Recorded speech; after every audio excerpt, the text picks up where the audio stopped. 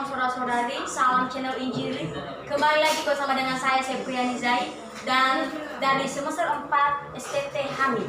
Di sini saya akan kembali memaparkan makalah saya Dogma 33 Kristologi yang berjudul Nubuatan tentang Yesus dalam PL dan bagaimana penggenapannya dalam PB. Di sini yang saya bahas pertama kali adalah bagaimana sisilan kelahiran Yesus. Nah, kata sisilah diterjemahkan dalam bahasa Ibrani sebagai riwayat. Kita bisa baca di Kejadian 2 ayat 4, daftar di Kejadian 5 ayat 1, dan juga keturunan di Kejadian 10 ayat 1, dan riwayat keturunan di Kejadian 25 ayat 11, pasal 37 ayat 2. Di sini pembahasan dua pokok penting dalam sejarah penebusan di dalam sisilah Yesus Kristus adalah satu, Yesus Kristus disebut sebagai anak Abraham dan anak Daud. Nah, kita bertanya-tanya, mengapa Yesus Kristus disebut sebagai anak Abraham dan anak Daud? Karena Yesus Kristus adalah Mesias yang dijanjikan lewat Abraham dan Daud. Kalau kita baca di Kejadian pasal 22 ayat 18 dikatakan atau Tuhan berjanji kepada Abraham bahwa oleh keturunan nantilah yang semua bangsa di bumi akan menjadi berkat. Dan kalau kita juga baca 2 Samuel pasal 7 ayat 12 sampai 13 juga Tuhan telah berjanji kepada Daud dan berkata bahwa dia akan membangkitkan seorang keturunannya dari anak kandungnya sendiri, dan di sini nantinya ia akan mengokohkan kerajaannya sampai selama-lamanya. Nah, itu membuktikan bahwa sebenarnya nubuatan di perjanjian lama itulah yang akan nantinya digenapi dalam perjanjian baru melalui Yesus Kristus. Kedua, keturunan perempuan.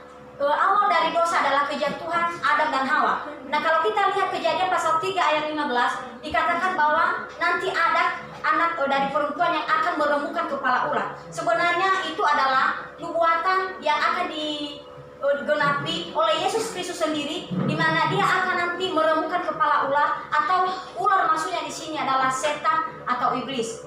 Dan juga kita bisa lihat dari kata lain dari keturunan perempuan adalah bagaimana seorang Maria adalah sebagai seorang perawan yang akan melahirkan Yesus Kristus sendiri di Matius pasal 1 ayat 23. Bagian B, nubuat tentang Kristus dalam PL dan penggenapannya dalam PB. Nah, di sini pertama kita harus lihat di Yesaya pasal 60 ayat 3 dan dimuatkan pada Matius 2 ayat 1 sampai 12. Ini menceritakan tentang seorang di mana nantinya pengkhianatan tentang Yesus yang dilakukan oleh Yudas sendiri. Dan lanjut dari Yesaya 61 ayat 1 sampai 3 dan digenapi di Lukas pasal 4 18 sampai 19.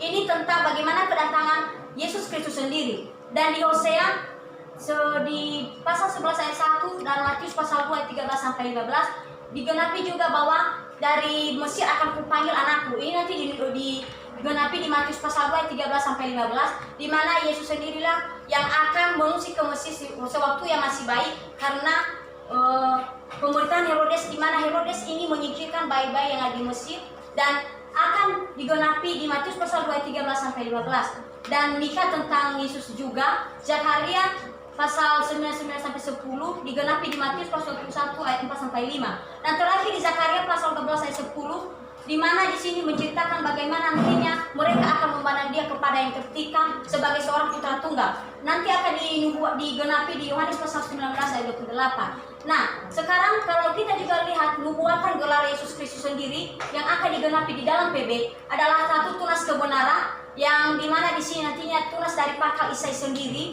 yang akan dijadikan sebagai Mesias. Ini adalah mengatakan bahwa dia adalah seorang yang adil yang akan menghakimi manusia yang berdosa maupun yang tidak berdosa. Dan raja yang adil di Zakaria pasal 9 sampai 10 juga digenapi di Matius pasal 2 ayat 2. Dan yang terakhir adalah menunggak keledai. Sewaktu Yesus masuk ke Yerusalem dan dia menunggak keledai, itu dibuatkan di Zakaria pasal 9 dan kita bisa lihat di Markus pasal 11 ayat 7. Dan terakhir Kristus yang diurapi. Nah, di sini ada dua hal atau nabi-nabi yang akan menyimpulkan bagaimana tentang Kristus yang diurapi yang akan digenapi nantinya pada masa perjanjian baru. Yang pertama, Nabi Mika menyimpulkan pertama raja yang akan datang sudah ada sejak masa sebelum ada dunia. Nah, yang kedua yang dimaksud dengan Mesias adalah seorang dari keturunan Daud, itu sudah pasti jelas. Tiga, ia adalah orang yang datang kembali. Maksudnya di sini adalah bahwa Yesus sendiri nantinya ia akan datang kedua kali untuk menjemput orang yang benar yang memang sudah dipilihnya dari semula. Yang keempat adalah ia lahir bukan di kota besar Yerusalem, melainkan di kota kecil Bethlehem. Dan yang kedua adalah kesimpulan dari Nabi Yeremia. Pertama, dasar dari harapan adalah keyakinan atas kesetiaan dan kasih Allah.